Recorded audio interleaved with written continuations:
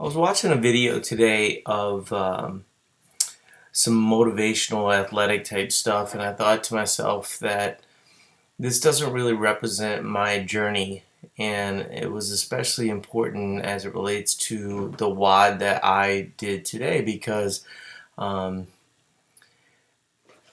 if you looked at it on its face, you would go, wow, Paul didn't really do a very good job in this WOD. We had 80 power cleans at 135 pounds and then a 100 meter sprint. And, it was kind of convoluted. I don't want to really get into how the workout went. But what a lot of people don't know is that yesterday I did powerlifting work. And so, like most of my powerlifting friends are resting today, and most of my CrossFitting friends were resting yesterday. And most people go, well, why would you do that? Why wouldn't you just rest? And the simple answer is I enjoy it. I enjoy doing the work. And it sort of brings me back to like this whole, Ray Lewis or CrossFit Games athletes with music behind them and they're all lapped up and that's not really what my journey's about. That's not really what I think most people's journey's about. I think for most people, you start off with some level of fitness and you have some thought in mind. And a lot of people, I think, they think that 3 months from now or 6 months from now, they have kind of a vision of what they would look like with less fat. And then when you get there, it doesn't quite look the way that you want it to look.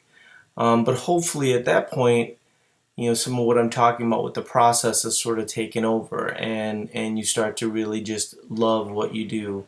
For myself, I can say that,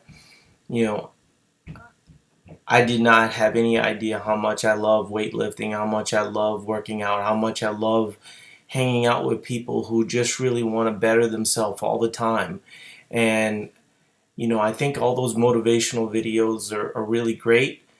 But I don't think they represent the journey for most people. I think most people starting off today, right now, they would love to know, in my process, I carried out 135 pounds on my back. It was like 50 to 100 yards. And, most people that I was working out with on that day thought, no big deal, right? Well, for 25 years, I was pretty physically incapable. And even before that, it wasn't like I was a genetic freak. And so, I think the overriding message that I want to kind of get across here is that this process is about you. This process is about, enjoying the process. It's about being around people that care about their health and that are pushing their limits. And I could have 100% modified down, done the WOD a little bit faster, not as hard on me or whatever, but that's not what I'm here to do. What I'm here to do is just become a better version of me. And I don't really care that I wasn't top on the board, or I don't really care. We had one of the guys actually was talking about my form, and I almost want to strangle the dude because it's hard for me. It's hard for me to do 135-pound power cleans 80 times in a span of about 10 minutes. And so, anyway, I just wanted to kind of put that out there because I think for a lot of people, there's unrealistic thoughts. And it's sort of like being in a relationship with your wife. You enjoy this person, you are physically attracted to this person, but over time,